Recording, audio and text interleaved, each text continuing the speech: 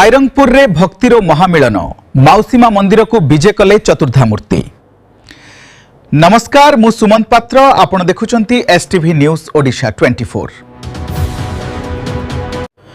मयूरभंज जिला रायरंगपुर रे श्री जगन्नाथଙ୍କ द्वितीय दिनर पवित्र रथयात्रा भक्ति और उल्लासर सह संपन्न होईछि।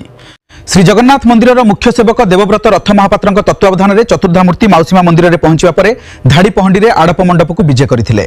ठाकुरଙ୍କ रीतिनीति और पूजार्चना पर सुदर्शन, बलभद्र, सुभद्रा और महाप्रभु श्री जगन्नाथଙ୍କ पहंडी नीति संपन्न होइथिला। हजार हजार भक्तଙ୍କ जय जगन्नाथ ध्वनि रे समग्र रायरंगपुर भक्तिमय परिवेश रे परिणत होइथिला। विधायक जलेन नायकଙ୍କ समेत बहु जनप्रतिनिधि और प्रशासनिक अधिकारी रथयात्रा रे जोग देइथिले। सेहिपरि रथयात्रा अवसर में सप्ताहव्यापी आध्यात्मिक भजन, पाला और सांस्कृतिक कार्यक्रम आयोजन करा जिवो बोली रथयात्रा कमिटी पक्षरु सूचना मिलिछि।